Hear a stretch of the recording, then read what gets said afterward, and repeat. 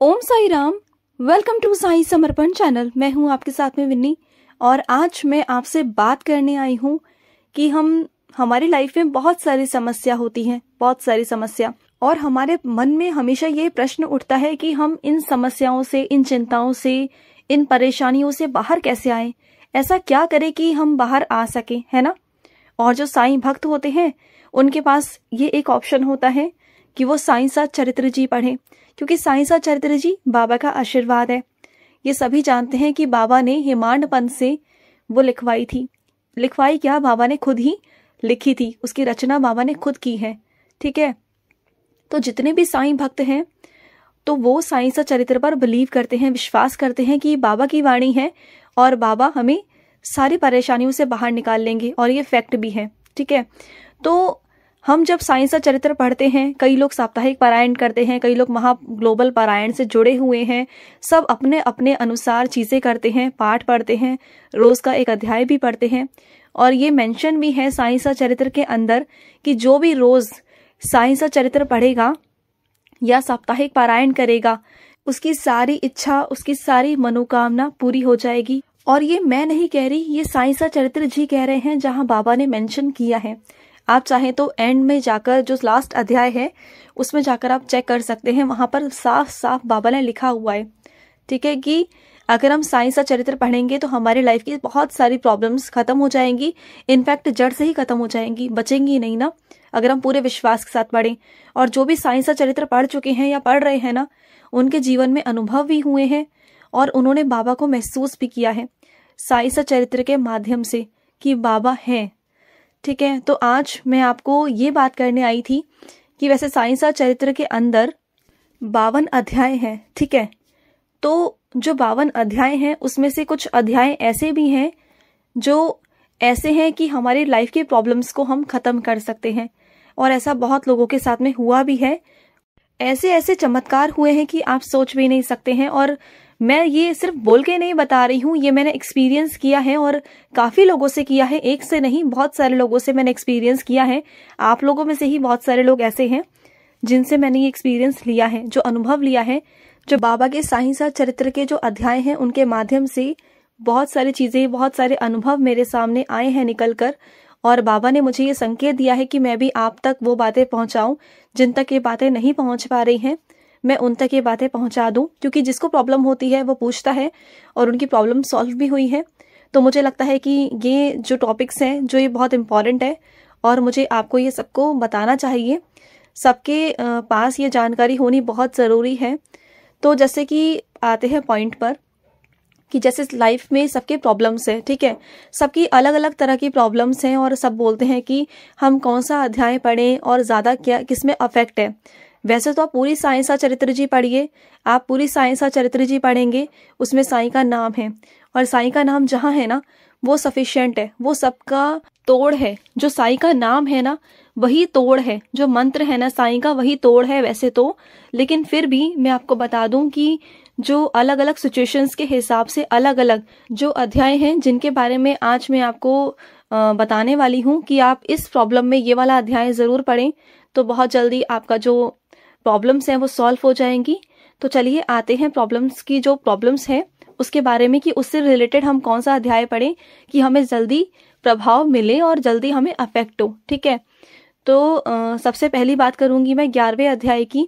साईं सा चरित्र का 11वां अध्याय आप कंटिन्यूअस रोज पढ़िए। अगर आपकी लाइफ में डिसबैलेंस हो रहा है, प्रॉब्लम्स हैं, बहुत सारा कुछ समझ में नहीं आ रहा है, लाइफ उथल पुथल हुई पड़ी है, कुछ समझ में नहीं आ रहा, बिखरा बिखरा से सब कुछ हो रहा है ना, तो आप 11वां अध्याय रोज पढ़िए, कंटिन्यूअस पढ़िए, बिना रुके पढ़िए। ठीक है। दूसरा, अगर आपकी लाइफ में मुकदमा चल रहा है ना, कोई केस है, आपकी लाइफ में कोई केस चल रहा है और बहुत सालों से चल रहा है या अभी चल रहा है, आप को समझ में नहीं आ रहा कि ये केस खत्म कैसे होगा, क्योंकि केस ना बहुत इजीली खत्म नहीं होते, ये उनको पता है जिनका चल रहा है ना। जिंदगी लोगों की चली जाती है केसों के अंदर, मुकदमों के अंदर, लेकिन वो कभी खत्म नहीं होते। तो अक्सर हम यही सोचते हैं कि बाबा कि ये मुकदमे खत्म हो जाए, कुछ भी ऐसा हो जाए कि ये मुकदमे खत्म हो जाए। तो आपने अध्याय 12वां साईं सा चरित्र जी का अध्याय 12वां आपने रोज कंटिन्यूअस पढ़ना है, और आपके मुकदमे देखना बहुत जल्दी खत्म हो जाएंगे। चाहे जैसे मर्जी आपके मुकदमे हो वो खत्म हो जाएंगे।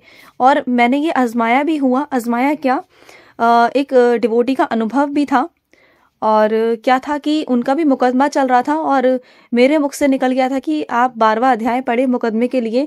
उन्होंने 12वां अध्याय रोज पढ़ना कंटिन्यूस शुरू किया और उनका जो मुकदमा था वो खत्म भी हुआ और बहुत आसानी से हुआ और सब कुछ उनके पक्ष में ही हुआ।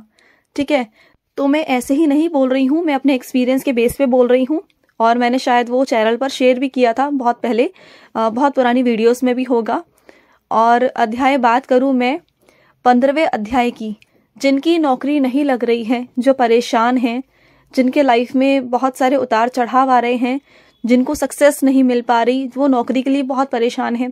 हर जगह वो ये सोचते हैं कि नौकरी कहाँ से मिलेगी, कैसे मिलेगी, क्या होगा क्या नहीं होगा, भविष्य का क्या होगा, फ्यूचर का क्या होगा, कुछ समझ में नहीं आ रहा और उन्हें नौकरी की बहुत सख्त ज़रूरत है, नौकरी चाहिए उन्हें। तो वो 15वां अध्याय रोज़ पढ़ें।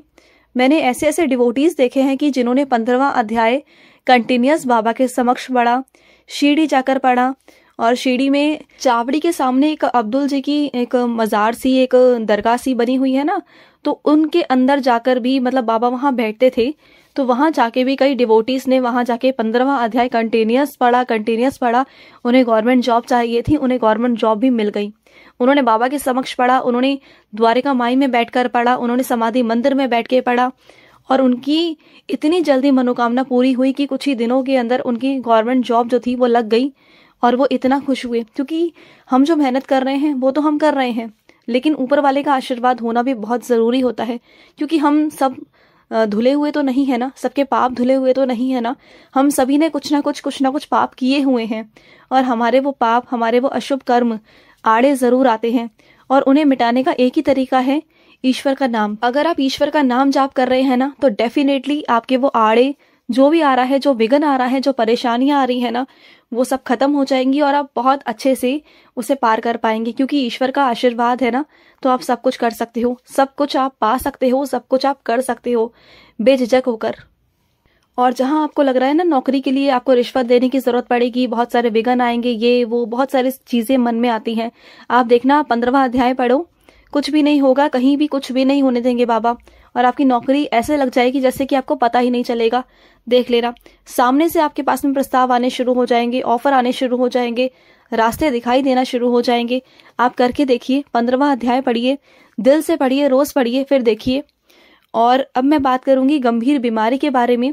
अगर हमारे बॉडी में कहीं बीमारी है, कुछ भी है ना, कोई प्रॉब्लम है, कोई रोग है, कोई डर है मन में, या चर्म रोग है, कोई भी कुछ भी प्रॉब्लम है, तो आप 33वां अध्याय रोज पढ़िए बाबा का।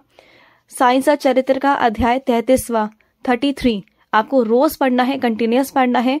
उदी जल सामने रखना है और उदी को आपने एक ग्लास में पानी भर के रखना है बाबा के सामने। जब आप इस अध्याय को कंप्लीट करेंगे, आरती करेंगे, देन उसके बाद बाबा से बोलकर कि बाबा मैं ये उदी ले रहा हूँ, मुझे ये प्रॉब्लम है, ये परेशानी है, ये मानसिक तनाव है, जो भी है, मैं ये जल ले रहा हूँ बाबा, इस जल में अपना आशीर्वाद दीजिए बाबा। और मैं पूरे विश्वास के साथ में, पॉजिटिविटी के साथ में, सकारात्मकता के साथ में मैं इस जल को ले रहा हूँ। जो भी मेरे अंदर की प्रॉब्लम्स है बाबा, उसे खत्म करना।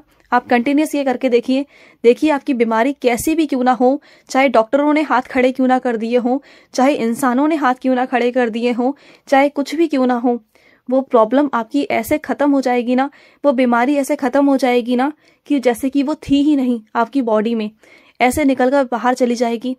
पर जो भी आप करेंगे ना, जितने भी मैंने अध्याय आपको बताए हैं साईं सच्चरित्र में, तो उन अध्यायों के अंदर आपने विश्वास पूरा दिखाना है, सकारात्मकता पूरी दिखानी है, शक और अविश्वास बिल्कुल भी आपके अंदर नहीं आना चाहिए, आपका मन डगमगाना नहीं चाहिए, आपको टूटना नहीं है। और ये करते वक्त ना किसी से कुछ मत कहिए, खामोश होकर करिए, किसी से ये मत कहिए कि मैं ये कर रहा हूँ या वो कर रहा हूँ, बिल्कुल अपने मन में अंदर, बिल्कुल शांत मन से, किसी को मत बताइए कि आप क्या कर रहे हो, क्या नहीं कर रहे हो।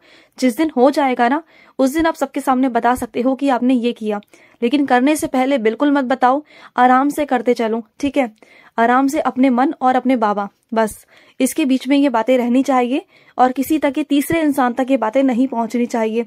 बस बाबा और आपकी बात है, आप दोनों आपस में कर सकते हो और चीजों को बहुत आसानी से बाबा सुलझा देंगे। और ये बात मैं पूरे पूरे विश्वास के साथ में कह रही हूँ। अगर आप पॉजिटिविटी के साथ करेंगे ना तो डेफिनेटली जो भी मैं आपको बता रही हूँ ये आपको मिल जाएगा, आपकी सारी इच्छा पूरी हो जाएगी। और एक बात और, साइंस का चरित्र एक खजाना है जिसे आप जितना पढ़ोगे ना उतना आपके जिंदगी में रंग भर जाएंगे। आपको लगता है ना कि हम रोज रोज रोज एक ही अध्याय पढ़ेंगे, रोज हमें याद होंगे, ऐसा नहीं। आप कभी नोटिस करना, जब भी आप अध्याय पढ़ते हो ना तो आपको हर बार ऐसा लगेगा कि अरे ये तो कुछ नया है, ये तो मैंने पहले पढ़ा ही नहीं, जबकि हम उस अध्याय को कितनी बार पढ़ चुके हैं। लेकिन हमें हर बार किसी शब्द पर जाके हम रुक जाते हैं, किसी वाक्य पर जाकर हम रुक जाते हैं, या किसी चीज पर हम अटक जाते हैं। तो वो कौन अटकवाता है? वो बाबा अटकवाते हैं। बाबा हमें बार बार कुछ संकेत देने की कोशिश कर रहे होते हैं, कुछ नया बताने, कुछ नया सिखाने की कोशिश कर रहे होते हैं, जो कुछ बच्चे समझ पाते हैं और कुछ नहीं समझ पाते। तो बाबा के संकेत देने के यही तरीके हैं। ये निर्भर करता है हमारे ऊपर, डिपेंड्स करता है हमारे ऊपर कि हम कितना और क्या समझ पा रहे हैं, बाबा के संकेतों से समझ पा रहे हैं कि नहीं समझ पा रहे। और एक चीज और है, जब भी हम साइंस का चरित्र पढ़ते हैं ना तो हम जल्दी जल्दी खत्म करने की कोशिश करते हैं। ये सोचते हैं कि अरे हमारा ये काम रह गया, वो काम रह गया। तो ऐसे नहीं कर सकते आप, ऐसा नहीं कर सकते। पहले आपको आराम से एक वक्त निकालना होगा, एक समय चुनना होगा कि किस वक्त आपको करना है, क्या वक्त आपके लिए सही है, किस वक्त आप फ्री रहते हो, जिस वक्त में आपके पास कोई काम ना हो, बिल्कुल आपका माइंड फ्री हो। शांत मन से आपको बैठकर चौकड़ी मारकर जमीन पर आसन बिछाकर बाबा के आगे बैठ के आपको करना है। ये नहीं कि अरे कुकर की सीटी बज रही है, अरे वॉशिंग मशीन लगी हुई है, अरे ये काम रह गया, उसने आवाज लगा दी, तो कभी कुछ और तो कभी कुछ और। बहुत तरह की चीजें आती हैं घर के अंदर। तो कोई ऐसा वक्त चुनिए जब आप शांति से कर सके। और अगर आप ब्रह्म मुहूर्त में करते हैं तो बेस्ट है, उससे बेस्ट कोई समय है ही नहीं, क्योंकि वो अमृत वेला है, वो ब्रह्म मुहूर्त है। वो समय ही ऐसा है कि जब आप पूजा पाठ करेंगे तो डायरेक्ट आपकी प्रार्थना बाबा के पास पहुंच जाएगी, ईश्वर के पास पहुंच जाएगी, क्योंकि उस वक्त में देवी देवता धरती पर वास करते हैं। और अपने घर के द्वार खुले छोड़ दिया करो, इससे सकारात्मकता घर के अंदर आएगी और नकारात्मकता भाग जाएगी। क्योंकि वो वक्त ऐसा है, आपका मन भी शांत रहेगा, आपका मन एकचित होकर आपका मन समझ पाएगा और अच्छे से कर भी पाएगा। आपका दिमाग भी फ्रेश रहेगा, कोई चिंता नहीं, कुछ नहीं, किसी की कोई टेंशन नहीं, आप आराम से कर पाओगे। तो आप जरूर करके देखो। तो मैं लूंगी समाप्ति, लेकिन अगर आपके कोई अनुभव हो ना, चाहे इससे जुड़े या कैसे भी, तो हमारे साथ जरूर शेयर करें। स्क्रीन पे चल रहे नंबर पर आप हमें कॉल करके बता सकते हैं, अपने अनुभव हमारे साथ शेयर कर सकते हैं। तो चलिए मैं लूंगी समाप्ति। ओम साई राम, जय साई राम।